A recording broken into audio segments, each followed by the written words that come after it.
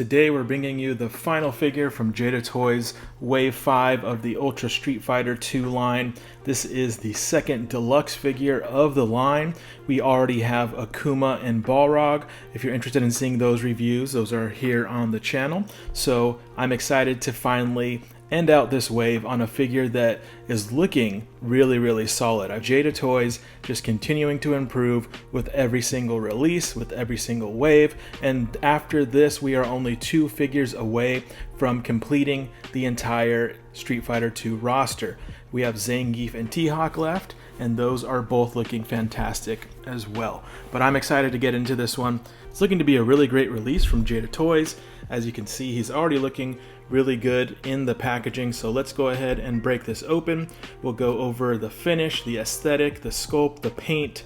We'll also do our articulation test, make sure that he poses well, especially for a larger character, and then we will wrap it up with final thoughts. Here's a quick look at him in the blister. The paint on the face is really popping. The effect piece is looking awesome, so let's go ahead and take a closer look. Looking really good. Sculpt is looking nice. You can see all the definition there. Definition in the back is looking really good. I'm liking his sort of loincloth robe piece. They got all these different layers that give it a lot of dimension. It's a nice pliable plastic, so that'll get out of the way while you're posing. He's got his red underwear in there to match his face paint. Now I did notice he does have some paint rub from the hair right there, a good amount. Hopefully I should be able to get that off with some nail polish remover, but don't like to see that with the figure fresh out of the package. But let's look at his accessories. He's going to come with his second set of open hands for his more sumo-based moves. His secondary head sculpt with this open mouth. The teeth are looking good. The face paint on these head sculpts really pop. I'm really liking the red. The hair is a nice deep black, no shading on there, but there's a little hint of silver there for the hair tie. So yeah, these are looking really good. And maybe the coolest piece for the figure is his special slapping hand move effect.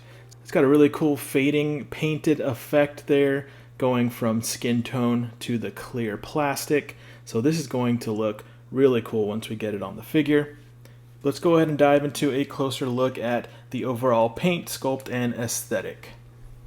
So his standard face is the more stoic looking face, which I think they really captured the character super well. I'm loving the eyebrows, the eyes are really well done. And again, this red face paint, this kabuki mask face paint, which is iconic to the character. It's looking really clean and it just pops on this character. Now again, I do not like that we have some paint rub from the black hair there on the neck. That is unfortunate, but the paint on his body is looking good. He has some nice shading in all the crevices and all the muscles here, even down into the abdomen, which it might be kind of hard to see on camera, but it's definitely helping the skin tone look really nice and helping this figure pop, just making the sculpt look even more defined. You can see the sculpt work on the muscles is really good here, even down to the details of the veins through the forearms and the shoulders. He's looking really cool.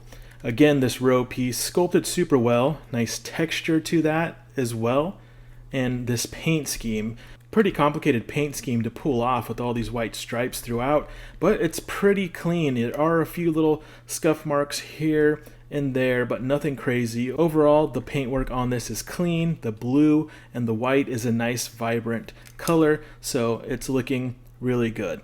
And you can see he has the matching red sumo underwear down there. So overall, I think he's looking really strong. Now, he's not a super detailed character. He's not wearing a lot of clothing, but the places where they needed to hit the detail, like this face paint, like the cloth around his waist, they did a really good job.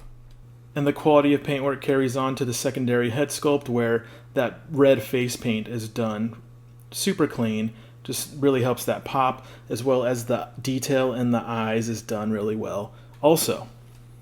Let's put him through a quick articulation test just to see how he moves. Since he is a larger character by design, it'll be interesting to see if he moves as well as the other characters.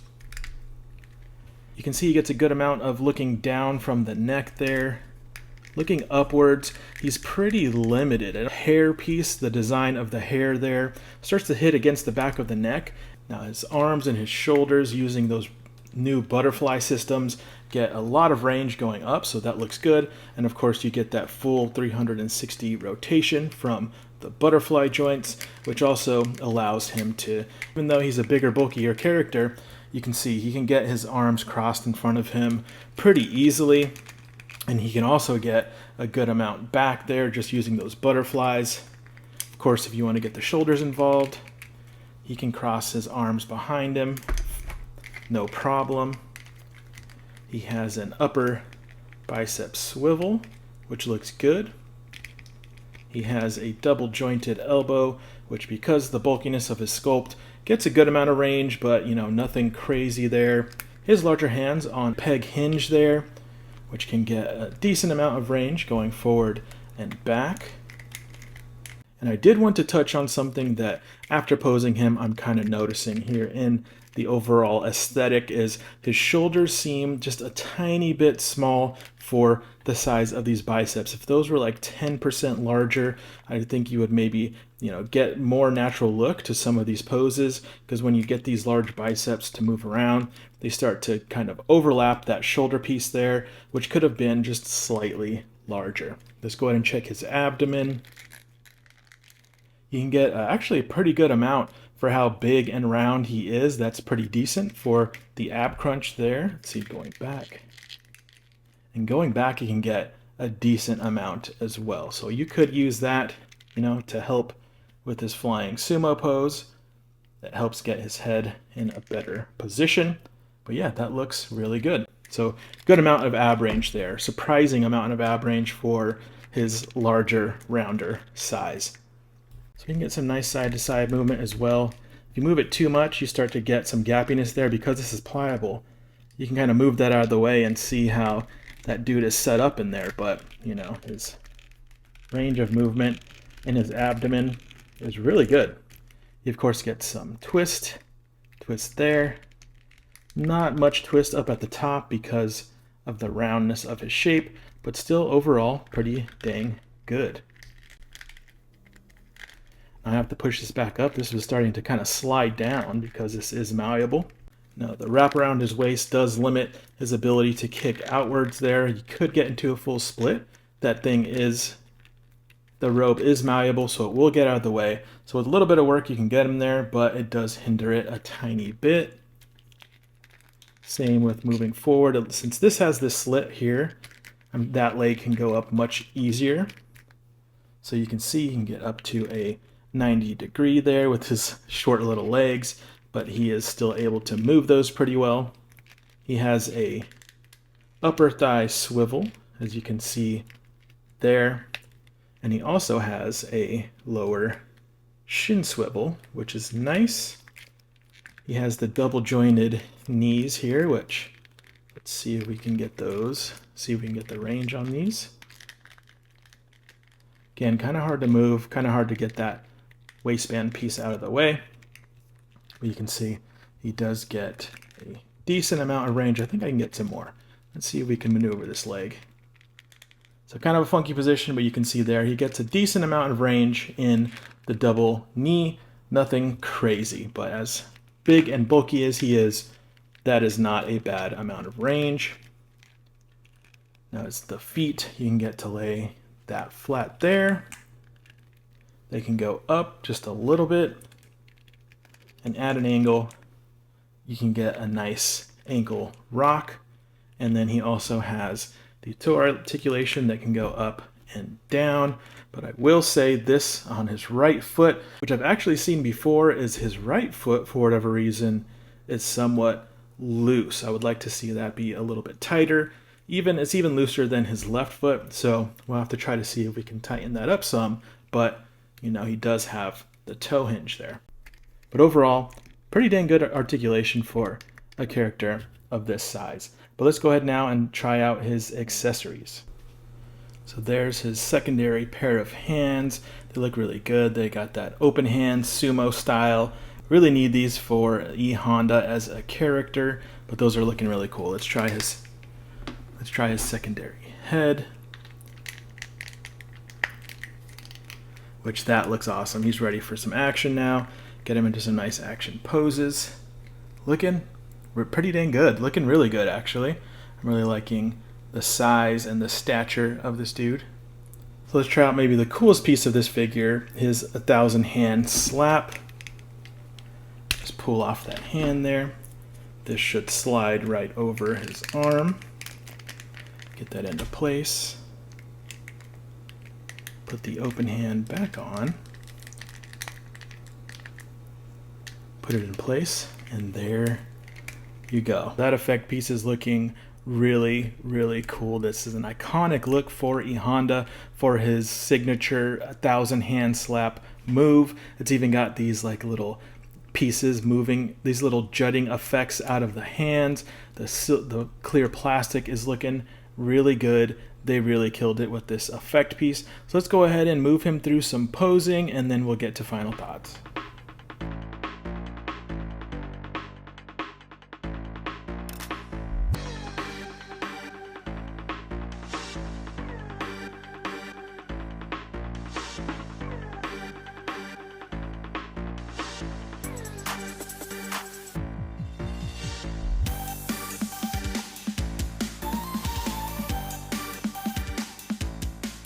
So final thoughts on Jada Toys E Honda. Really solid release. I am loving the improvements in the sculpt and the paintwork outside of the few minor little, paint scuff mishaps there, as well as this pretty big one here on the neck. That one's a huge bummer. Should hopefully wipe off pretty easily, but outside of those, aesthetically, I am loving this figure. He's looking fantastic. His face sculpts and paintwork on the faces are top notch, some of the best we've seen out of Jada Toys so far. Now, some things that are sort of detracting from him for me are going to be, as I mentioned, I feel like his shoulders are slightly small. I think they should be a little bit bigger to match the size of the bicep and tricep there. But, it only looks weird in some poses. You can get away with it. He has some loose joints like this toe joint there.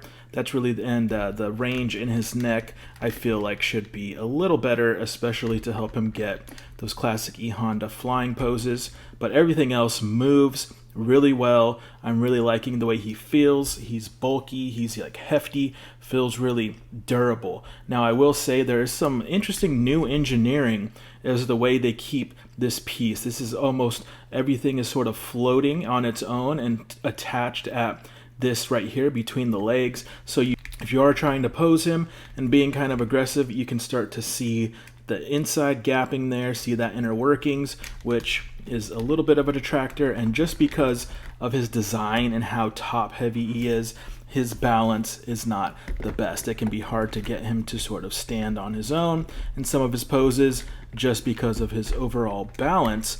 But, outside of those things, I think he's a really solid figure. Maybe fighting for second place with Akuma from this Wave 5, possibly falling to third place for the Wave 5 figure so far. Balrog definitely being my favorite, kind of a surprise winner out of this wave, but still really awesome offerings from Jada Toys in Wave 5, and I cannot wait for Wave 6 to release and get those in hand. But hopefully you guys enjoyed this review. Let me know in the comments if you plan on picking E Honda up. Let me know if you're excited for this guy, and I want to thank you guys for spending some time with us, and we'll catch you in the next one.